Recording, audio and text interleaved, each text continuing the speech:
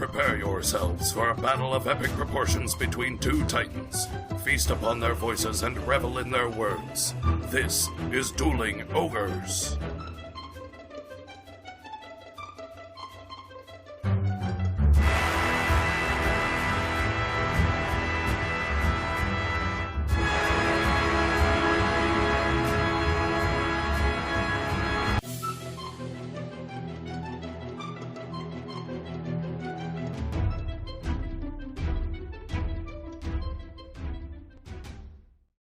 Hello, Ogres, and welcome to episode 229.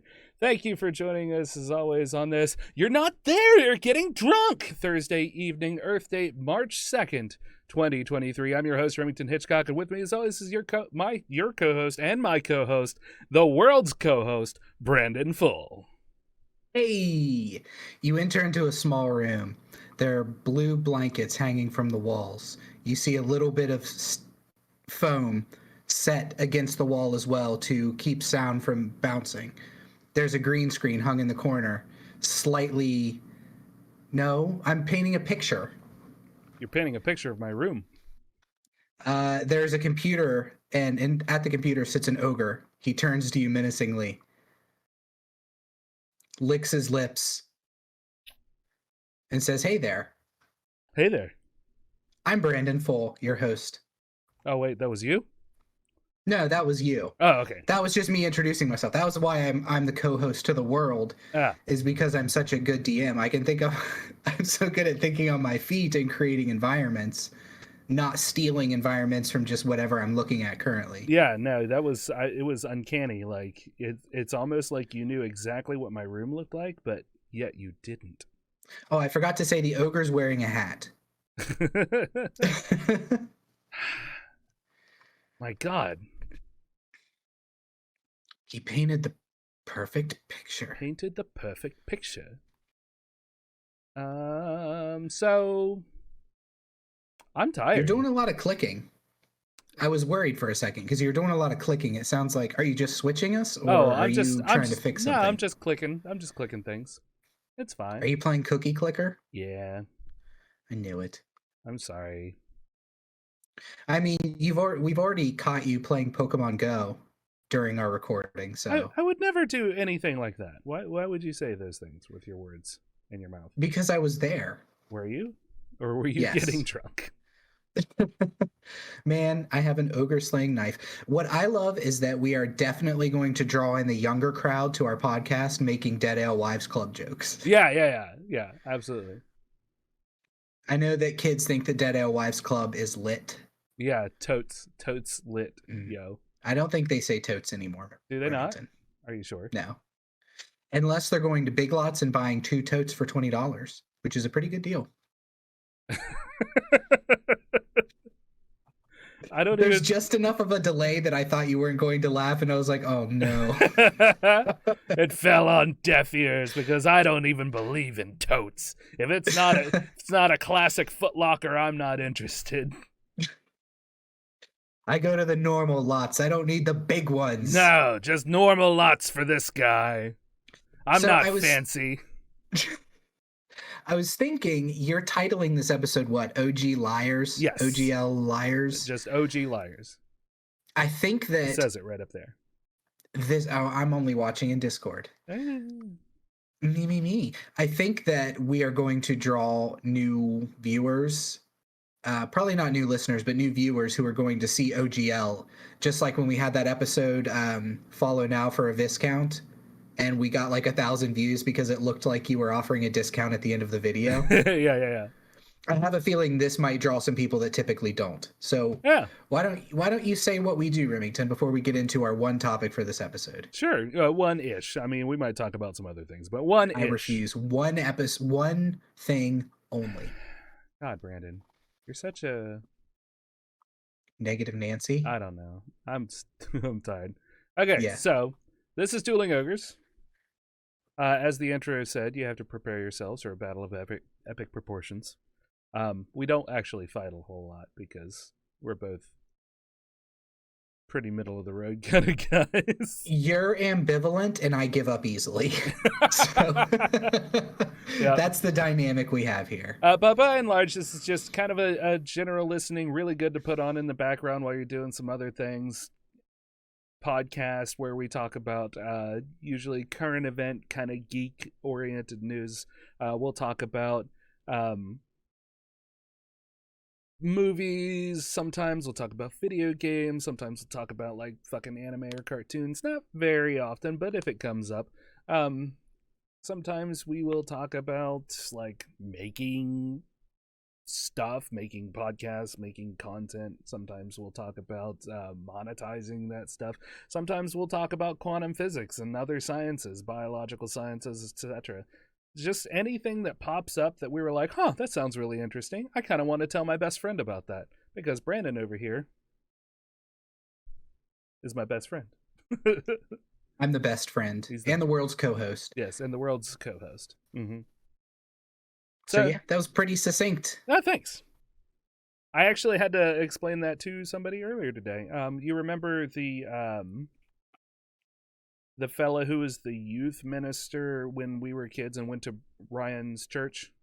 Mm-hmm. Yeah. Yeah, he actually came in today, and we talked about we're probably not okay, and talked about our podcast. And did he seem interested at all in our podcast? I mean, he asked. I neglected to say anything about how foul-mouthed we can be. But I digress. Puts it on over the church loudspeakers. That's the way to do it. That's right. Man, I know we don't have that. I know we don't have time for it, but how cool would it be to live in a cathedral? Three words about how cool it would be. The bomb diggity. What's great about bomb diggity is it could be one or two words. It's like the transformer of words. Yeah, it's like the hyphenization that I've done above here, where it says OG LIARS. Oh. Yeah. Bomb diggity, roll out. Autobots, roll out. We're basically the Ernest Klein of podcasts, because all we need to do is just make references to things, and that's it. Yeah. With no substance behind it whatsoever. Nope. We're just like, hey, you remember Autobots? Hey, you're old too, right? Yeah. Yeah. Popples, gummy bears. Oh my God, Popples. Damn, dude. I pulled that out of my Popple. Because they had a little pocket, and you could fold them up into it, and they looked like a little ball. Super cute. Yeah, they were cool. My sisters had one, and I loved playing with them. Dude, I had one. Really? Yeah. Did you have a troll doll? No, I did not really get... Oh, well, I might have, but I wasn't nearly as interested in that as I was the Popples. The Popples did something. The troll dolls were just like... Yeah, you couldn't even fucking move their arms until they did the, like, superhero troll dolls. Yeah, and that's boring. Yeah, like, how exciting is that right now? I'm staring at you, and I want nothing to do with you. If I was a child, doubly so. Now, watch as I fold myself into myself. like an Ouroboros.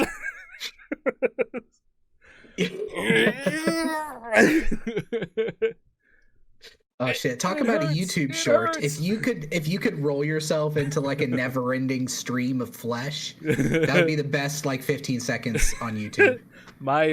I'm not going to do that one in post. Yeah, because I am not that good of a VFX artist. So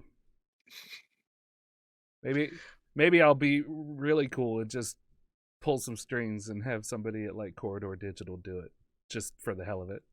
Yeah, just call in one of your just call in one of them. One of your dudes at Corridor Digital. Yeah, just get them on speed dial. Hey Nico, can you have one of the dudes roll me into a fucking ball of flesh, please?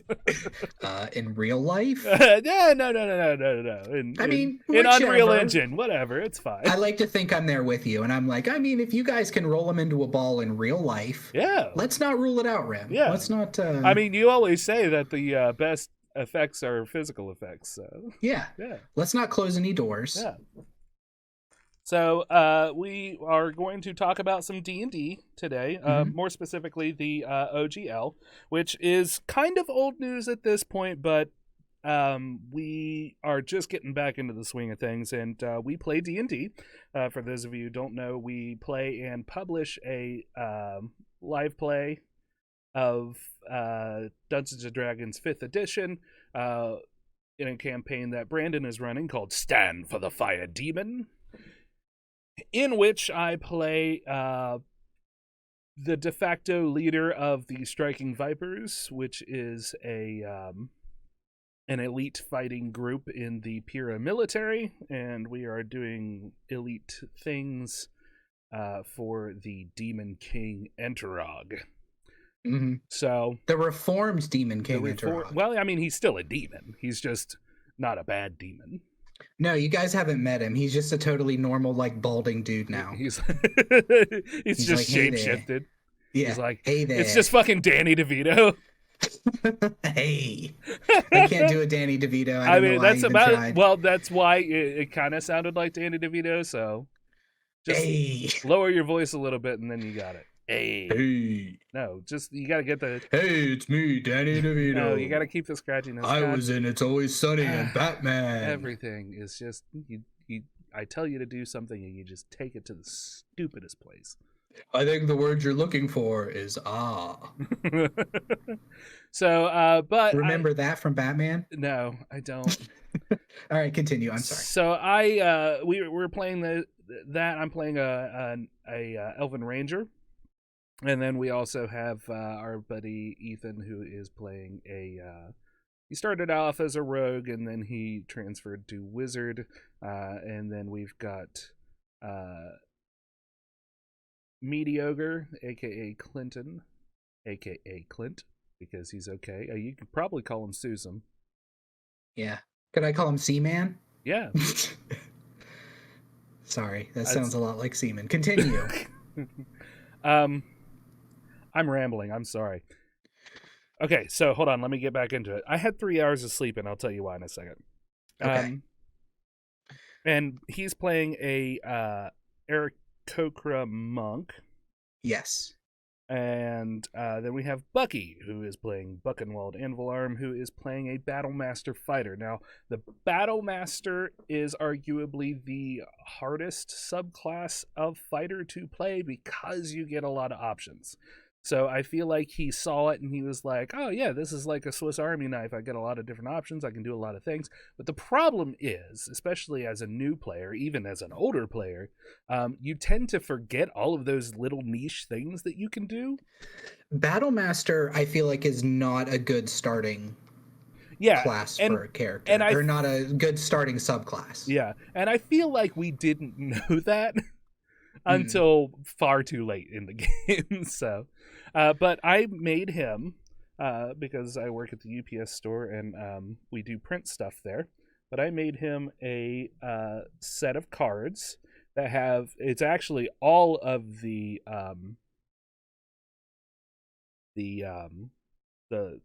different things that you can pick from the Battlemaster subclass. The maneuvers, that's what they're called. It has all of the maneuvers, but he only has access to like 7 of them right now. So you gave him a card for every maneuver? Yeah, I gave him a card for every maneuver in the player's handbook. I don't know if like Tasha's Cauldron of Everything or brought any more to the table, but yeah. So this is the back. These are empty ones that there was an odd number, so I just glued everything together and then cut them. But the other ones look cooler than that on that side. Yeah, I had him send me pictures and they look pretty badass, man. Yeah, thanks. I have a lot of fun doing little shit like this. So yeah, and they're about playing card size, so throwing them everywhere. Anyway, I just thought it was neat. I like to show off the things that I make. I also ordered the laser engraver / cutter that. Oh, nice. Mm-hmm. So I'm super excited about that. It's just a 5-watt laser thing. Ran about $400. Where are you gonna put it? In the garage, probably. Oh, okay. That way, if I burn anything down, it's not the house. So. Yeah. And for those of you who are new, if you are new, and we'll get to the meat and potatoes of everything here in just a minute, we like to do a little intro of how we've been, what we've been doing. My first puppers, Kaya, has bone cancer in her jaw, and it's one of those things where there's just not a lot you can do except make her as comfortable as you can until the time. So one of our most illustrious listeners, Viscount Terry W. Irvin II, who is an author as well as a teacher, heard the last episode and sent me a book. And the book is called Dog Heaven, written and illustrated by Cynthia Rylant. And he says he's got a little insert here that he typed up. The inner forward of the book, or whatever you call that little bit on the wing of it there, right there. Mm-hmm. I don't know. You would think I would, working at the Library of Ashurbanipal, but I don't. If you've ever been lucky enough to have a special dog in your life, then you know there is a place called Dog Heaven. This was written in 1995. And he says, Remington saw the last episode of Dueling Ogres and figured I'd send this book. Ostensibly, it's for kids only. I think it has relevance for adults as well. And if a dog owner who is in the process of losing or has had a loyal dog pass on, and they don't form at least a tear while reading, it would make me wonder a bit. You and Ginger can read this to Kaya and clue her in. Heaven for Dogs may not be exactly like the book suggests, but who really knows? Take care and thinking of you, Terry. So wow. I told Ginger that he sent us something. I did not tell her yet what it was. So because she's busy doing homework right now, and I know that she would start crying. I read the first page and already started to tear. I opened it and started to tear up, and I was like, oh man. Yeah. So yeah, it's still tough. I've gone into like a fuzziness about it, but there's every once in a while. Last night she had slept with Ginger in her bed, and she was like panting heavy all night long. Oh geez. Yeah, and I was up just kind of vegging out on the computer, and I went to use the bathroom, and then around like 5:00 because I just couldn't sleep, and I heard Ginger get up and take her downstairs. She had been drinking water like crazy. Right now she's on prednisone to help with like the swelling and stuff like that. It's a steroid. Yeah. So it seems to be making her very thirsty and hungry, and so finally if most of them, if you go from the bridge of their nose up between their eyes, this is one of the most calming things that you can do for a dog. Okay. Yep, you just start right above their snoot, where their actual nose attaches to their snoot. And just... I've got a bit of ways to go to get from the tip of my nose to the skull. I get it, because you got a big nose there, Brandon. Yeah, I'm trying to just add a little bit of lightness. Yeah. So I did that for a little while until she finally just started to nod off and go to sleep, and then after that we both were able to go to sleep, but I had to be awake at 9. This was 6:00 at that point. So damn. Yeah. So I got up and then I went to work today, which is why I'm so tired and rambly. So podcast. What about you, Brandon? What have you been doing? I haven't really been doing a whole lot of anything, man. Just working, recording, doing DnD stuff, which we're going to get to, obviously. That's about it. Been working on my other podcast, doing YouTube videos for that channel. You can search that up. Also, We're Probably Not Okay is what it's called, on YouTube and on podcatcher apps. But yeah, and then doing D&D stuff, working on this homebrew campaign, which is what I'm running. The players started at level 5. They're now level 11. We've been playing for, I think, close to 2 years now almost. Yeah, because we started at my old apartment, and I've been here almost 2 years at my new apartment now. Yeah. In the at the tail end of COVID. Yeah, for almost the tail end, about 3/4 of the way through the everybody staying at home, which is one of the back reasons, legs of COVID. Yeah, which is one of the reasons why we started streaming it, because I have the setup for it. So we just do it right on the Dueling Ogres Twitch channel. It's Twitch TV. .com/Dueling Ogres. You can also find us on YouTube. Now, funny enough, the first lots of episodes are lost. Yeah. Because apparently I don't know how to do fucking anything right. What was it? The audio was just gone on them? Is that what it was? Yeah. Because you weren't going back and checking them or anything, so there was just a long stretch where the audio was just not recorded on any of them. Yeah. You're the worst producer ever. I am. This is what happens when you leave me alone with my own fucking endeavors. I need constant supervision, Brandon. Yeah. So yeah, anything else, or just plugging away at that stuff? Just plugging away at that, man. I've been all right as far as mentally goes. Been dealing with the bipolar. So again, if you're a new viewer or listener, which maybe I'm just being hopeful that there will be more of. I mean, there's always someone new. Always one new person. Yep. So this is to that one new person who just started listening. I have bipolar 2. And I go through some pretty severe ups and downs. I'm on medication now, so that helps a lot. But whenever I do get a very high or a very low, it's extreme, much more extreme than it used to be. I think because the big ones are hitting me more, and the little ones I can manage to deal with. So that said, I've been doing pretty well, actually. The bipolarness is annoying me, and that's the point I've got to now, where I'm just I'm just so tired of dealing with this all of the time, And then I start getting in my head and I think well, you're going to have to. This is going to be it for the rest of your life. Yeah. Which is true. But I should be a little more fucking hopeful than that, right? Well, you know what? I don't know if hopeful is something you need to be. I think... Well, hear me out now. Okay. Ever? Ever. No, just never be helpful. Hope. Meh. Meh. We don't need that shit around here. I think it's kind of a coming to terms, Yeah.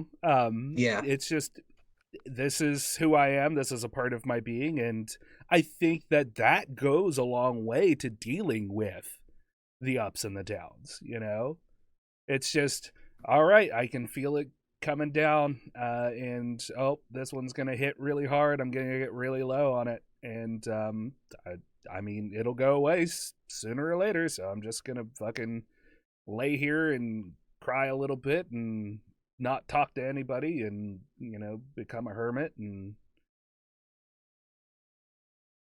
overthink everything and click. The cynical thing about it is whenever you're in the very low lows of it, whenever you're in the depression of it, I can feel it coming and I can be like, okay, I can feel like I'm starting to downswing a little bit.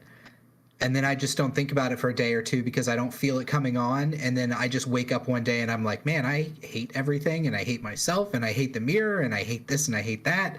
And it takes me typically a day of just hating everything before my brain can even catch up to that thought process to be like, hey, maybe just take it easy for a day or two. Yeah.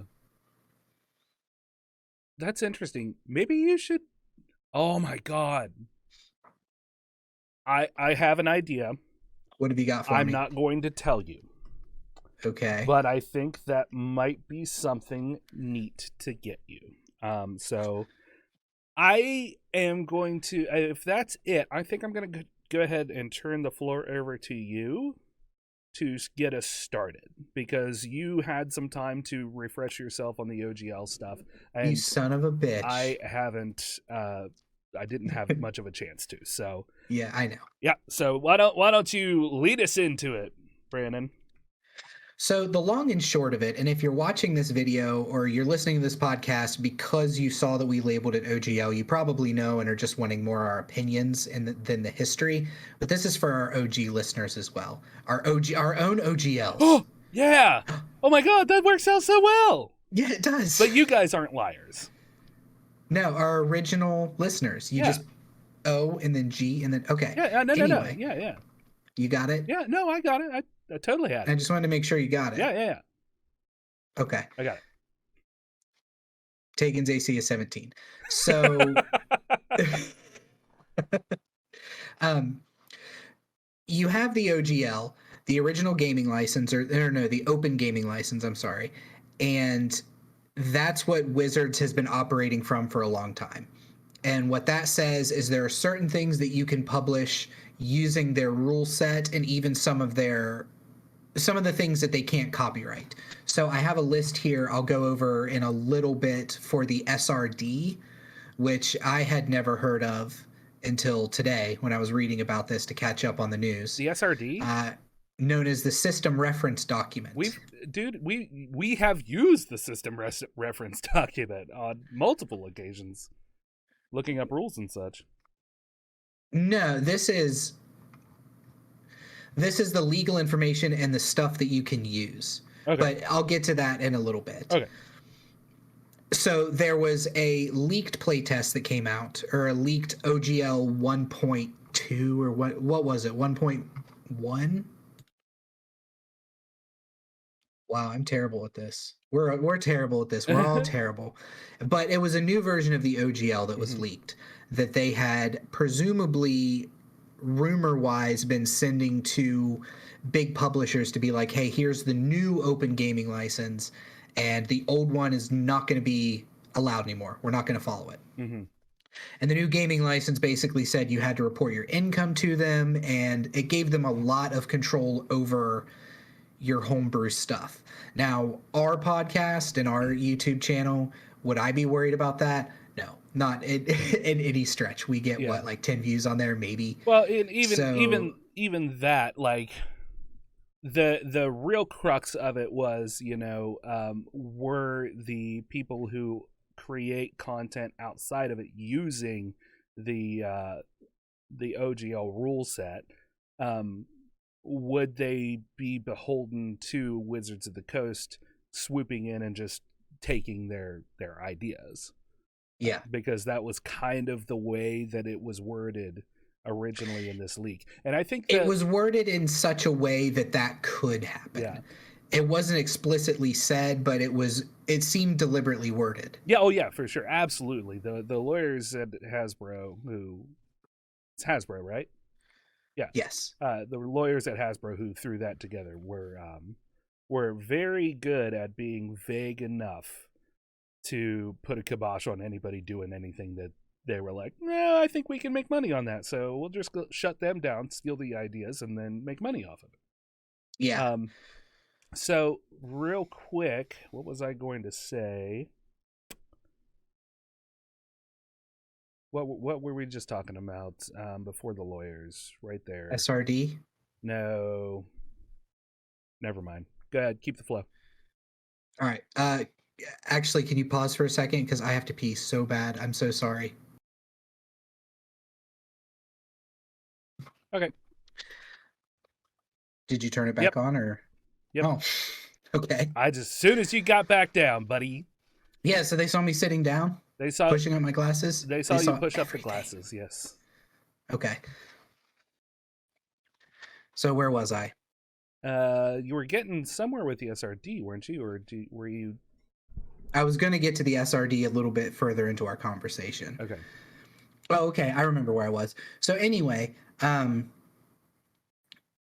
internet went crazy. Mm-hmm. The D&D people, tabletop RPGs, it just went crazy in general because they were like, we're going to lose. What is Wizards doing? They've lost all of our good faith. And I think that's where we're at now, is that Wizards has lost a lot of good faith. Now, they've gone a long way to fix that with what we're going to talk about now, which is the new open gaming license and SRD 5.1 and Creative Commons. Yes.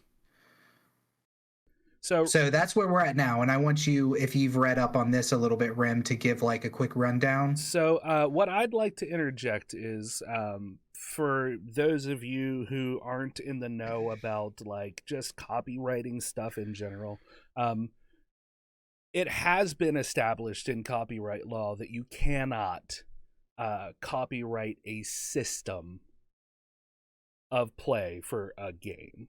So like if you want to make a copy of Monopoly, you can copy the rule set, but you have to change the way it's played. You have to change like the pieces. You can't, be straight up saying we're going to take Boardwalk or you go to jail or whatever. It has to be far enough away from the actual like the art, I guess you would call it, maybe, to make up the game, but the actual mechanics of the game can still be the same. So what you're saying is you could make your own Monopoly in the sense that you could have a game where you roll, have money, land on spaces. You just can't use, and that kind of goes to what Wizards is saying with the SRD. So this is where I wanted to get to with this, the SRD 5.1. This is some of the stuff that are not covered under that, meaning that you cannot use them in your publications. Right. I'm not going to read all of them because there's quite a bit. Most of it looks like stuff from maybe Dragonlance, Forgotten Realms. You can't use Forgotten Realms, Faerun, proper names, including those used in the names of spells or items. One of the things I didn't know is that you can't use Dungeon Master. Yeah, it's a game master. You have to be a game master. You're not a dungeon master. You also can't use D20 system. You can't use the term D20 system. That was also under their own thing. That's because you can't use Wizards of the Coast. What? That's because D20 system is a branded marketing thing. So yeah, they can't copyright the system itself, but they can copyright calling it that system. Mm-hmm. And this one, I think you'll be especially disappointed in. You can't use Nine Hells of Bator. I can call my computer that if I want to. Get fucked. An immediate knock at your door. Oh, wizards! It's just an old man and a wizard. Like a wizard arrives precisely when he means to. Is that a magic scroll? Yeah, no, it's a summons. I'm serving you. Thanks for the setup. You were getting there. Yeah. Yep. Yeah, we knew it. Yep. So what is your opinion on this stuff as a whole? Because there's a lot of moving parts to this, and I want to say that we decided last episode we were going to discuss this, and then we both kind of just read this stuff last minute to catch up. Yep. Because the last I had heard was about the Creative Commons, but there's a lot that has gone into it. Yeah. So as I started to say about like the system not being able to be copywritten, that's something that has existed and continued to exist. And the leaked OGL, which I think was leaked somewhere around December 20th, and then the internet kind of caught on, and then a lot of stories started getting published around January 13th or so, about the internet being in an uproar about it. From a legal stance, like I said, you can't copyright a system, but the new OGL really like skirted that line, or the quote unquote new OGL, the leaked OGL, I'm going to call it the leaked OGL, skirted that line. And there were several like YouTubers, like D&D YouTubers that were covering this. One in particular that I found with shorts, and he like instead of pants and YouTube shorts. Oh, okay. So they were branded shorts. Yeah. So he does a lot of really good like short form kind of content, like how to max out a specific build on a class and why it's so crazy, that sort of thing. He's got a lot of that, but he also does some longer form stuff as well. And he covered this. He was like, I know people inside of Wizards of the Coast, who are developers who have reached out to me, and there was one single lady who, and I can't remember her name, and I'm sorry for that, that was really like headlining the stories and getting the information and really diving deep and digging into what was happening. But a lot of the designers, the game designers and that sort of thing, were also not on board with what was happening. They were just as like surprised and taken aback, because they're in the trenches. They're just designers. They're not really doing it. Even like the head designers were, or the middle tier designers, design heads were like not privy to it. The CEO of Wizards and like the very head designer or something like that, basically, and I can't remember what his name is. Like I said, I came into this, I didn't have time to like write down names and shit. Let's just call him George Jetson. We're gonna call him George Jetson for right now. His itinerary is to push the virtual tabletop thing. So that's kind of another thing that in this leaked OGL revamp that was hit pretty hard. They talked a lot about like what was and wasn't allowed in VTTs, and it was basically they were trying to corner that market because he believes that this is the next way to go. And if I am not mistaken, they've released some footage. They're using the Unreal Engine to make it happen, so it's not even a top down, it's like a 3D, in the environment sort of thing. It looks fucking awesome. It does. And absolutely, especially if it works really well and is easy to throw yourself into, they don't need to worry about making money on it. The making money part of it has to do with microtransactions, which is the way to go. I hate to say it. You son of a bitch. You capitalist pig. We've talked a lot about microtransactions in earlier episodes in the 100s and late 90s of our episodes. And, both of us were, decidedly hateful of microtransactions, but it's the way to make money. Yeah, well, and I mean, you view it more from kind of a business perspective as well, being a business graduate, so. Yeah. And, yeah, I mean, the thing about microtransactions that it's not that we hated them, it's just that we kind of felt dirty because we knew that there's some games that are specifically like pay to win, and that's I hated them. Yeah. But if you're talking about cosmetics, and I know you love some cosmetics, Brandon, so you're gonna spend some money on cosmetics. I mean, maybe. So if it's not going to change the way of the game, you as a consumer are far more likely to purchase that, because microtransactions that make a game feel pay to play feels dirty to you. My big problem with microtransactions is they're greedy, but specifically the cosmetic microtransactions is, and games used to have those as unlockables. You could play 30 hours and you get this skin, or kill 20 people online and you get this shoulder pad or whatever. And then they started to go to cosmetics, which famously with Elder Scrolls Oblivion with the horse armor. And it's a running joke, and it seems so simple at first, at least to me. Like whenever I was younger and the horse armor came out, I was like, that's pretty cool. I can pay 99 cents and get horse armor, or however much it was. I can pay $5 and get horse armor. Yeah. But it's just so pervasive in everything now, and that's what's disappointing to hear about D&D. And I think that's what boils down to my thoughts on it, is that I hate seeing something that I grew up with and something that I love just get monetized more and more and bogged down in microtransactions, and every little bit the corporation that owns it now is trying to just fucking wring it dry. Yep. And there you can draw a lot of parallels to Magic the Gathering, which I'm also a Magic player, with what they're doing there.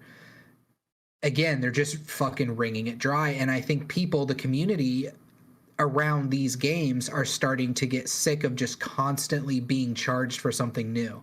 I mean, Wizards of the Coast announced, I think there were 3 or 4 books coming out this year, published books, maybe Yeah. even more than that. It's just a ridiculous amount. And I was trying to buy all the new books as they came out because I wanted to support Wizards. I mean, you know, big company, do they really need my support? No. But in my own little way, I'm like, you know what? I like your product. I'm going to continue to buy it because that's how capitalism works. Yeah. And then I just stopped buying them because there's so fucking many. There's just so many fucking books. Yeah. And at between 40 to 60 bucks a pop, I mean, don't get me wrong, the quality of them is fantastic, but at 40 to 60 bucks a pop, I would rather give my money to some indie developer who has put their time and effort into creating a book. Kind of like the guy that we've had on once or twice with Black Void. Yeah. You know, I mean, he went the extra mile to find publishers that would really create a for lack of a better term, collectible piece of literature. Mm-hmm. You know, and it's high quality, really good feel to it, etc. and so on. So that's a thing that Wizards, Hasbro, whatever, bring to the table and have brought for a long time. But yeah, putting out more and more products and not like putting out a thick book that's $60 every fucking month is just not something that a lot of people are willing to pay for. Yeah. So that being said, going back to the virtual tabletop microtransactions thing, and even D&D Beyond to a certain extent. Well, no, to a very large extent. Mm-hmm. So let's talk about D&D Beyond real quick. So for those of you who don't know, D&D Beyond started off as a site that you could basically buy the virtual books and have all of the rule sets like digitally right at your fingertips. When you purchased a player's manual, you were paying the exact same cost as you would for an actual player's manual. Yeah, which was fucking insane. Yes, to me was which insane. Is still insane. Okay. I think there's maybe a $20 difference now, versus because I don't think I paid. How much is Tasha's Cauldron of Everything going for? See if you can find that real quick. Okay.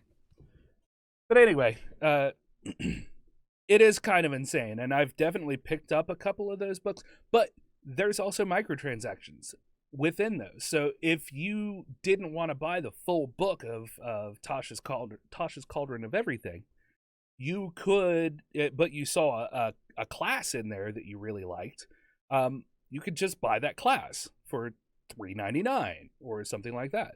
And then you could just kind of collect things as you went. And ultimately, you'd be paying more if you ended up finally just piecemealing everything together instead of just straight up buying the book. But for some people, that is just better. You know, to have everything digital? Well, no, not to have everything digital, but to be able to piecemeal the book together instead of, dropping one lump sum, Or you can pay the however much it is to have access to every book, right? No. Didn't you used to be able to do that? Nope. Pay like a monthly never fee? Been able to do that. Nope. So the monthly fee that I pay to use D&D Beyond, what it gives me is the ability to share the content that I have with my players. Okay. And let's see if I can pull it up real quick. Tasha's Cauldron of Everything on D&D Beyond is $29.99. New, it is...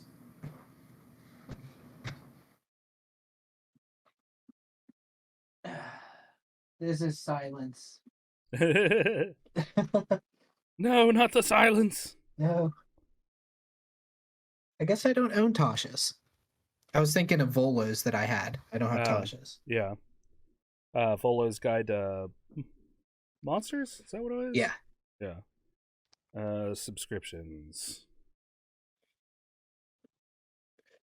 The Oh, go ahead. Sorry. Let's see here. So you've got two different tiers. You've got the hero tier and then the master tier. The hero tier is $2.17 a month, and the master tier is $4.58 a month. And then I think it goes up to, like, after the first, you get a free trial, and then it might shoot up after. I think this might be a deal that they have going on. But anyway, Yeah, I was gonna say because $4 or $4 whatever seems really cheap. I know that I looked into it and it was kind of pricey for me. It's not anymore. There was a third tier that was like up there and not necessarily worth it, but now it's just like $5.99 is what I pay a month. Oh, okay. So it's not bad. So the hero tier, which is the $2.17 one, you can create unlimited characters. You can create unlimited encounters because they have an encounter creator. You can add publicly shared homebrew content. You can also make your own homebrew content. You have early access to new tools that they're creating, and you have monthly subscriber perks. Those are going to be like different dice sets. So you can build your character with a very nice character builder. Oh yeah, I love their character builder. It's wonderful. You can build your own character. You can really fine tune it. You can pick stuff out, and then you can customize what it looks like, which is nice. I uploaded my own avatar for Tegan. Yeah, that wasn't even a stock one that they had. I think everybody else is using a stock image of some kind, but yeah, the one that I have, I just uploaded. So the only thing you don't get at the hero tier is what you do get at the master tier. So you get everything in the hero tier, plus you can share unlocked content with other players. So I have purchased Tasha's book of everything, and I think Volo's guide, and a couple of other things here and there that I am able to share with the other players as the because DM of that. Me as a player, I haven't bought any of the books. Yeah. So if I go to make my own character, and this is kind of, to me, the annoying part of D&D Beyond, is they only have like one subclass for each one, for each class that you can do. You can't pick multiple subclasses if you don't have the books. Oh, okay. D&D Beyond, if you haven't paid for it, is just straight up the SRD. Ah. Okay. As far as what you can use. Yeah. Which is annoying to me. It makes sense, I guess, but, you know, I'm a nerd on the internet, so I'm going to bitch about stuff. And that's one of the things I'm going to bitch about. Yeah, for sure.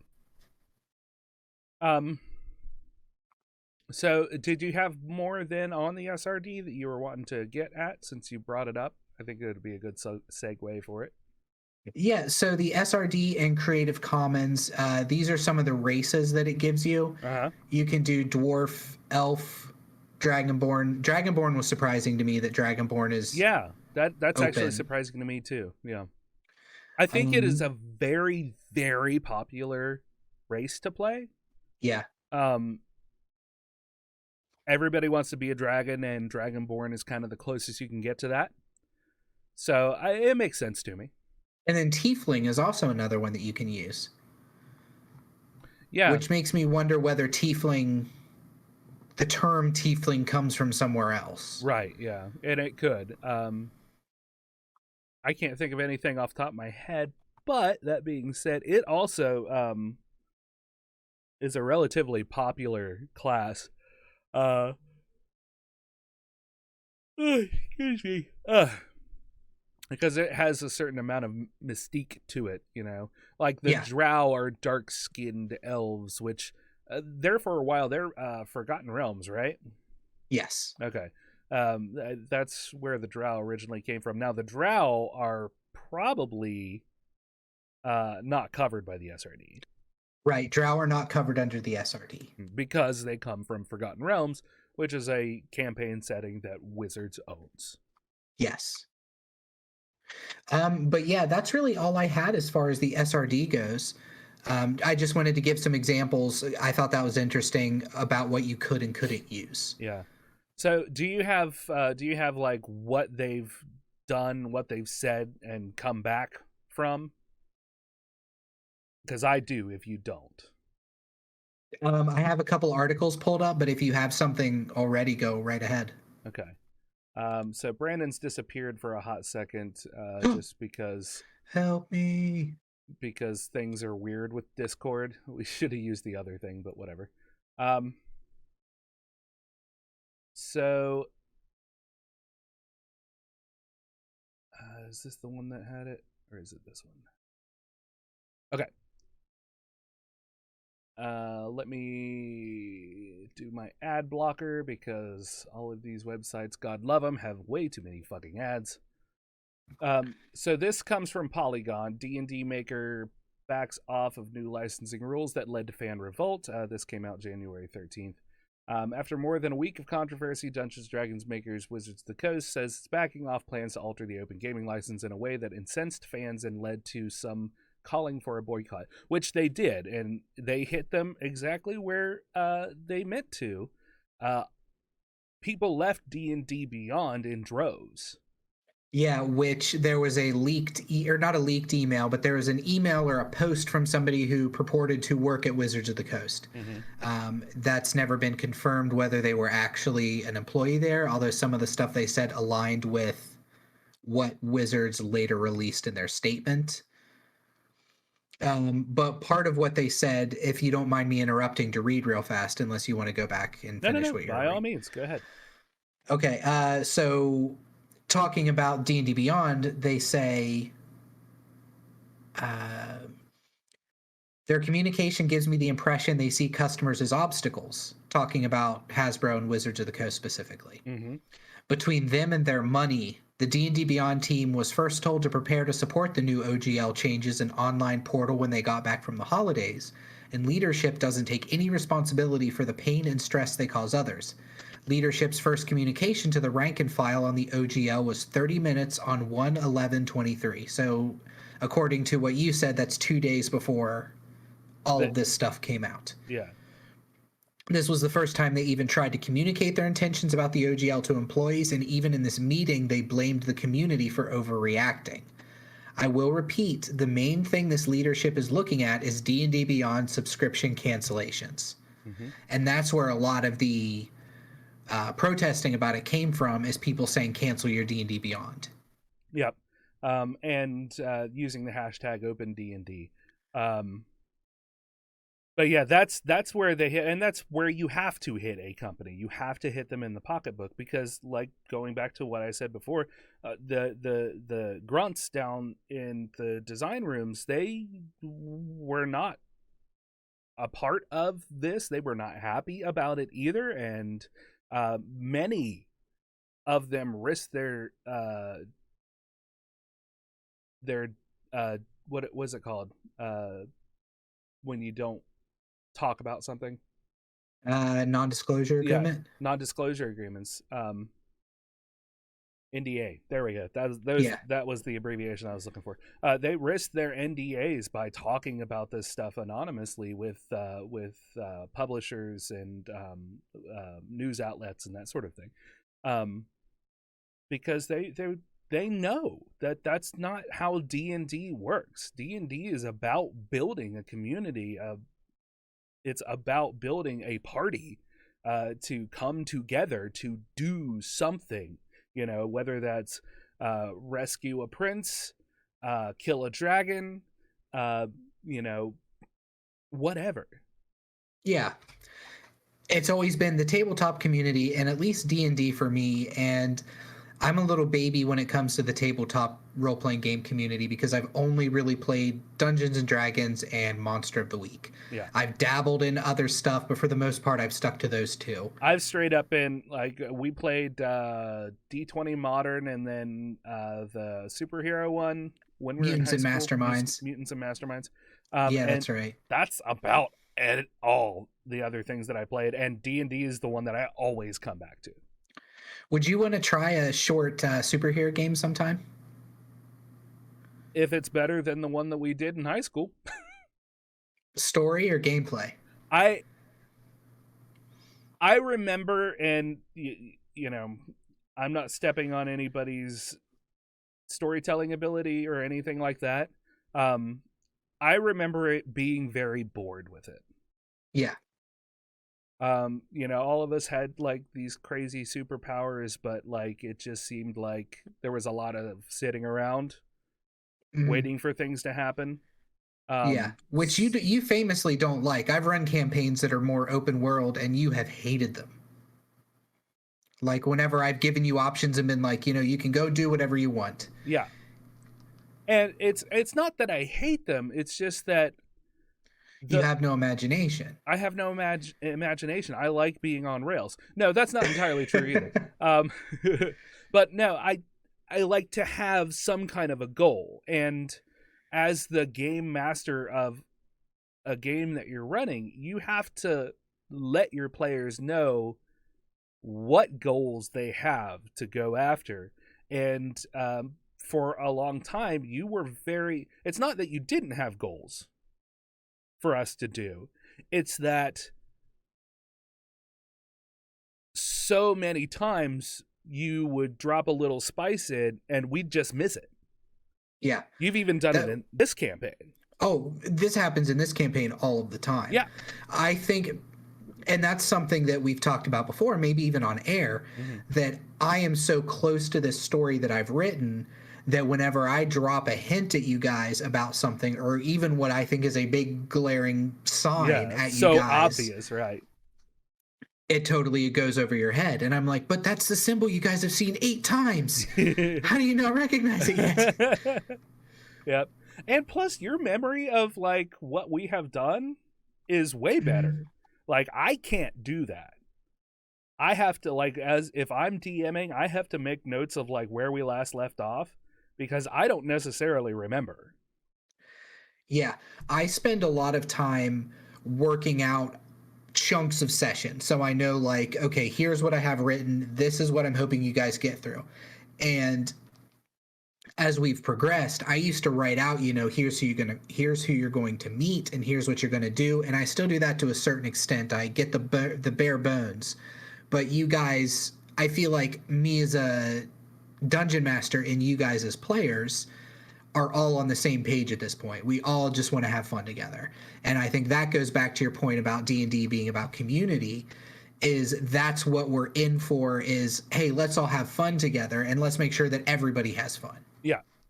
Yeah, and that's which can be forgotten sometimes. I think we've all done it before. Yeah. But yeah, it can be. Yeah. And so circling back then to where they quote unquote missed the mark here. And right. Brandon's going to disappear again for a hot second while I read this. So the problem, real quick, while I'm getting this set up, the problem with going from Discord is that if I full screen window the popped out like video chat, and then I click and then I focus on another window, I completely lose you. Forever? Yes. No, just until I focus back on it. So okay. It's super annoying. Now it doesn't do that when it's not full screened. So I can pick my nose right now? Yeah, you can totally pick your nose. I'm going to float down and up. Oh, he stopped. I knew you. Okay, so after weeks of controversy, Wizards says that they're backing off the plans to alter the game license and ways to incense fans. On Friday, they issued a statement responding to a leaked draft of the OGL. Hasbro and company now says it will not require creators to pay a royalty, and that content previously created for the 5th edition of Tabletop RPG will remain unaffected. So the state that's something we didn't even get into was the royalty stuff that they were talking about as well. Yeah. Does the article go in more into that? Probably not. I think this one focuses on their oops, we did a bad. Okay. Sorry. So Windows statement reads like a full retreat. When we initially conceived a revising of the OGL, it was with three major goals in mind. First, we wanted the ability to prevent the use of D&D content from being included in hateful and discriminatory products. Bullshit. In this day and age, there's fewer and fewer potentially cancel-worthy shit being produced. This is the world that we live in now. Second, we wanted to address those attempting to use D&D in Web3, blockchain games, and NFTs by making clear that OGL content is limited to tabletop role-playing content like campaigns, modules, and supplements. And third, we want, because people are doing a lot of that. Well, and the thing is, if they keep people from doing that, if they fear that that's going to happen, that keeps them from doing that in the future. Although, have NFTs just died? Sidebar. Yeah. They're just done, right? They're pretty much dead, yeah. Okay, so they don't have to worry about that. And third, we wanted to ensure that the OGL is for the content creator, the home brewer, the aspiring designer, our players in the community, not major corporations to use for their own commercial and promotional use, aka Pathfinder. Yeah. That's what they're saying. Pathfinder. They're still grumpy about Pathfinder. Oh, they're super grumpy about Pathfinder. Driving these goals were two simple principles. Our job is to be good stewards of the game, which they failed miserably by trying to do this is all bullshit. This is all oops, we made a mistake, we had good intentions, but no, that's not what any of it was. It's straight up, if you read the original leaked OGL yourself, and there's very kind of vague and flowery language, but it leaves so much to interpretation for wizards. Right.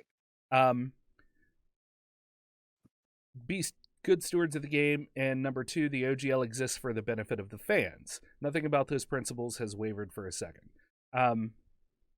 That's why our early drafts of the new OGL, which it was a draft, it was never a new OGL, it was just a draft, included the provisions they did. That draft language was provided to content creators and publishers so their feedback could be considered before anything was finalized. In addition to language allowing us to address discriminatory and hateful conduct and clarifying what types of products the OGL covers, our drafts included royalty language designed to apply to larger corporations attempting to use OGL content. It was never in our intent to impact the vast majority of the community. Now, going back to the provided to content creators and publishers so their feedback could be considered, they even posted polls and stuff for the everyman to take part in and to voice their opinions about. Insiders say that the full stats of that never really got looked at. Yeah, of course. But I think that there was a little bit of retraction on that from the one guy that I got most of my information, and he was very transparent on when he got something wrong too. So I'll have to find what his YouTube is once you take over for a second. And but anyway. However, it's clear from the reaction that we rolled a 1. It has become clear that it is no longer possible to fully achieve all three goals while still staying true to our principles. Wizards said the OGL covers only content for TTRPGs. That means the other expressions such as educational and charitable campaigns, live stream, cosplay, and virtual tabletop platforms will remain unaffected by any OGL update. Furthermore, any content already created based on the existing OGL will also remain unaffected. The statement is clearly intended to put at ease the many individual creators who now publish casual actual plays of their groups playing D&D. Of course, this is hearkening back to what was Critical Role going to do? What was Dimension 20 going to do? The two biggest actual plays that exist today. Where was I? As well as companies who have invested their time and resources into building online tabletop platforms like Roll20 that rose to prominence during the pandemic. Wizards is also doing away with its proposed royalty structure. What the new OGL will not contain is any royalty structure. It also will not include the license back provision that some people were afraid was a means for us to steal work. That thought never crossed our minds. Under under any new OGL, you will own the content you create. We won't. Any language we put down will be crystal clear and unequivocal on that point. The license back language was intended to protect us and our partners from creators who incorrectly allege that we steal their work simply because of coincidental similarities. As we continue to invest in the game that we love and move forward with partnerships in film, television, and digital games, that risk is simply too great to ignore. The new OGL will contain provisions to address that risk, but we will do it without a license back and without suggesting that we have the rights to the content you create. Your ideas and imagination are what make this game special, and that belongs to you.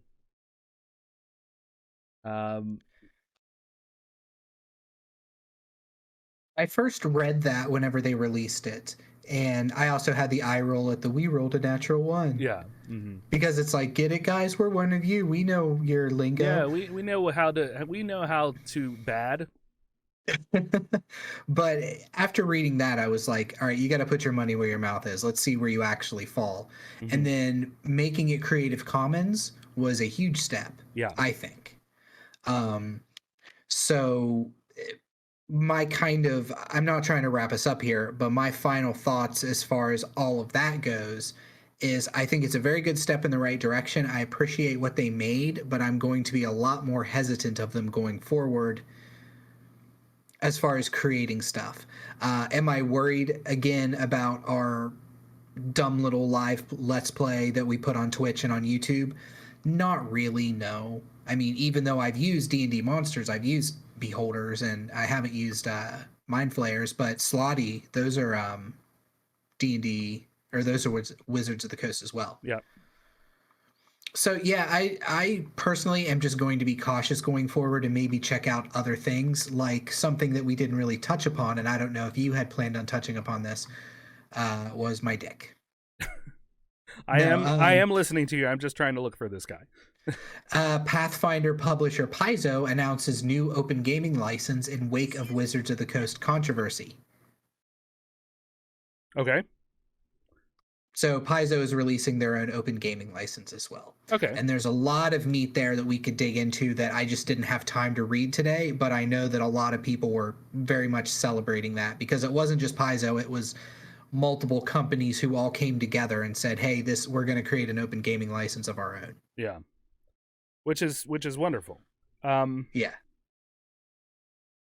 Because you know that they're going to do it the right way, because Paizo has built themselves on the fact that this is all stuff that's created by community members. This is all, people who they have recruited to create stuff for them, but they're people who came from the community. Yeah.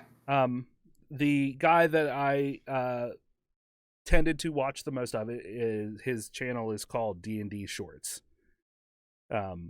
So because that's how he started his content, was you doing couldn't remember shorts. you didn't remember the name DnD Shorts, dude. I never really pay attention when I fall into the shorts pool, where it's coming from.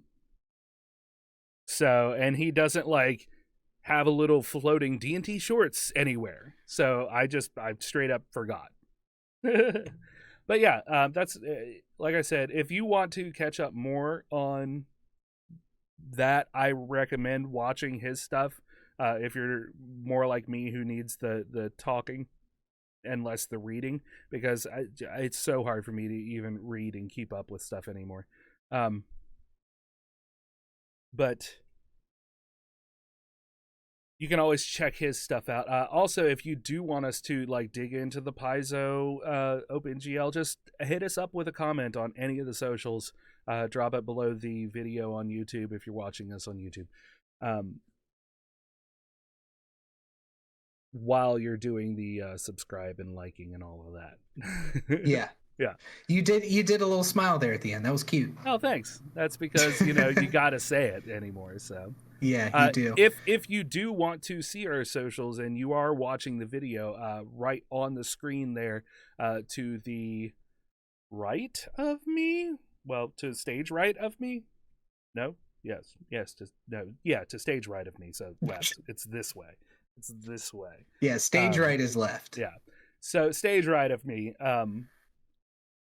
there is a QR code that has straight up access to our link tree. It has all of our stuff on it, so including like the video version of one of the episodes of Stand for the Fire Demons. So but yeah, let us know what if you would like for us to, maybe dig in more to that, because especially, I mean, have they released any kind of thing for it, or they're just like, we're gonna do it? They announced this on January 13th. There's probably a lot more to the story that I'm not aware of. Yeah, so because there's been a lot of time between then and now. Yeah, whether people want us to dig in or not, I'm still going to read about it. And next episode, I probably will still, give a little update like, hey, last episode we talked about this. Here's what I found since then. So regardless of whether people want us to talk about it, I'm going to fucking talk about it for a minute. Yeah, the amount you talk about it, though, will be beholden to how many people say, yeah, I'd like to hear your ideas on that, Brandon. Yeah, absolutely. Thanks, Cartoon Mouse. I mean, we got a whole hour and 11 minutes out of this so far, so hell yeah, I'm down for that. Yeah, so I think it's. Do we want to go ahead and wrap up then? Fuck. Yeah, I think so. I think we're good. Cool, because I could totally eat some dinner right now. I could finish the Dominoes that I ordered earlier. That was a huge mistake to eat right before recording. Well, you did a fine job regardless, sir. Thank you. All right. So if you have any questions or comments, or you'd like to hear yourself on air, because you can call us at 978 DU-OGRES. That's 978-386-4737. Leave us a voicemail. It goes directly to voicemail. And we'll play that online for everybody in the world to hear. Or if you just want to shoot us a text because you don't like your voice like Brandon. I love my voice. For years, he was like, oh no, I don't even want to like mess with the editing of the podcast because I just can't stand my voice. The reason I couldn't stand my voice is because you guys always gave me shit for it. Is it, Brandon? It is. Is it? But now I'm nasally and I love it. I don't even care. That's just me, baby. Yeah, you can also reach us on Twitter at Dueling Ogres, email us at duelingogres@gmail.com, or leave a comment on the Facebook page. Brandon, did we have anybody actually comment? Not that I saw. I checked like a day or two ago, though. Okay, gotcha. But if we did, it was probably Viscount Terry W. Irvin II. So if you did comment, Terry will catch that next time, and thank you. I think as far as that goes, I think he just liked the episode. I know Mumfrey shared it out on the Twitters. He tends to spend more time on the Twitter than the Facebooks. Everything ends in S's. That being said, I've got the thing, so I can just look real quick, see if... Yeah, just scroll it up. Enhance. Engage. Yeah, Terry just liked it. I think he was more concerned with making sure that he got that book to me. Thank you again, Terry, for that. That was really sweet. I can't wait to show it to Ginger and have a good cry. Yeah, so search his books also. Yeah. On Amazon, you can search Terry W. Irvin II and find all of his books. The first one in his lit RPG series is Outpost. I believe it's Outpost. I think you were correct. It'll say Volume 1 or Book 1 or whatever. Yeah. But yeah, check him out. I like him. I have an entire bookshelf full of his books, and it's not just because he is a listener. It's because he was also a guest. Mm-hmm. Multiple times, almost every year. Yeah, come on our podcast and I will buy everything you put out. But no, he has the lit RPGs, which are very tabletop role playing. Like get pulled into the actual world, so you're aware that you are from a different world, but you have to adapt to being in this game world. And then he has a post-apocalyptic fantasy setting that also has panzer tanks in it, if you're into that sort of thing. He also, Flying Hawk. Yeah, Flying Hawk. Don't ask me what the full series is called. I don't remember off the top of my head now. Last Civilizations something or other. Yeah, you were close. You were good. Cracks Chronicles is the sci-fi stuff, the books that he's put out for the sci-fi stuff.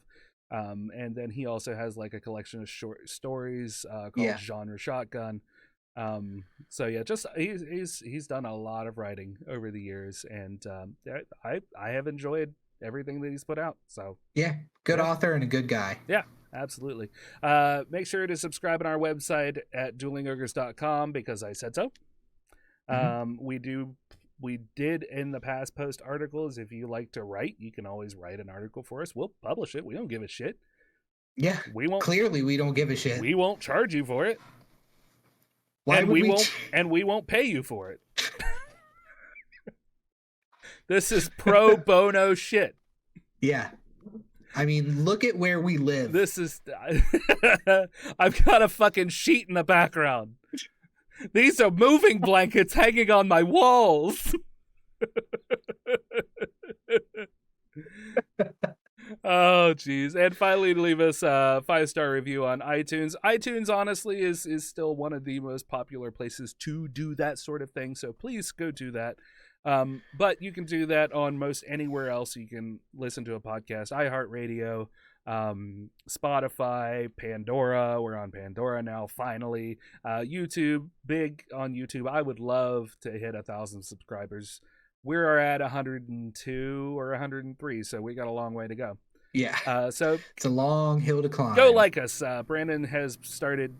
I had already had some episodes of Stand for the Fire Demon posted, but not actually published. So he has been going through and kind of setting the dates for those releases, and that is hopefully going to motivate me to get the other ones edited in bulk and thrown out real quick. There's not a lot that I have to do to them. I just put them out like they are, pretty much. Yeah. So. And if you've made it this far into the episode and still have not watched anything else we've done, the premise of Stand for the Fire Demon is I'm basing it off of a 1970s or 1982 album by an artist named Rocky Erickson, who put out an album called The Evil One. On The Evil One is a track called Stand for the Fire Demon, which I really liked, so I decided to base an entire campaign off of that album. So each level is a song from that album. And a little spoiler for our listeners and for you, Remington, the next song coming up for once you guys hit 12th level is called Bloody Hammer. Nice. I like that. That evokes all sorts of fun little things in my brain. Yeah. Do you want to go ahead and shout out your other stuff while we're here? Yeah, sure. I'll give a shout out again. I do a podcast also called We're Probably Not Okay, which is more of a mental health podcast than this. So if you listened to the beginning of this episode and heard me talk about being bipolar and thought, hey, by golly, I could stand for more of that. I really relate to that, so I'm going to listen to your other junk too. Yeah. Give us a listen. You can find us on YouTube, although on YouTube it's just us playing Pokemon, which is if you like watching people play Pokemon, specifically Nuzlocke, where if your Pokemon faints, it's dead. You can't use it anymore. That's what we do on there. It's mostly a podcast with us just playing Pokemon in the background. We comment on the game about half of the time, and the other half of the time we're just having conversations. Yeah. But We're Probably Not Okay, the mental health podcast. You can find it on any of your podcatcher apps. Yep. Also, I'd like to give a special shout out to the patrons that we have: Jenny, Mumfrey999, Heavy No More, and Chad and Bucky. All of you guys, every little bit helps, and it's wonderful. If you guys liked what you heard today, you can always pop in and either drop a monthly $1 just to say hey, or you could just do a one-time thing. Down in the description, you can find the links to them and all of that. So yes. Yep.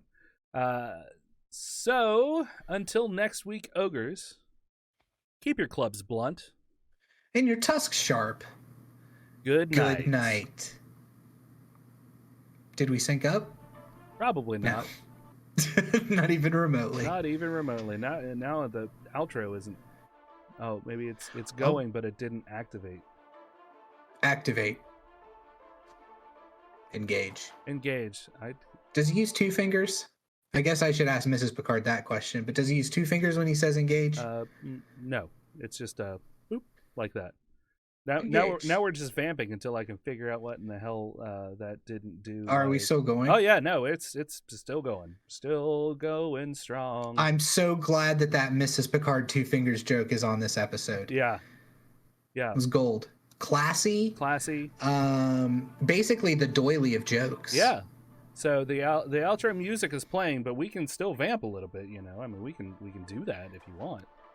We can talk about things while the outro music plays. While the outro is going, yeah, we can just do that because technically I was supposed to just like play it, but I didn't. No? You good? No. You sure? I'm good. I'm just gonna. I'm sure. I'll just toggle on the artwork. Nope. Toggle it on. Yeah, it's on. That's the artwork for this one.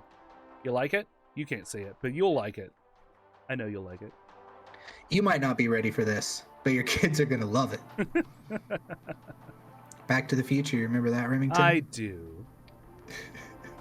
I was trying to make a joke about how Ready Player One is kind of trite, but I think I just sounded like I was making references and then asking you if you got them throughout this entire episode. Well, yeah, I mean, but that's okay. I'm gonna go ahead and just like switch over the EQ and just let the music play and mute us. Okay.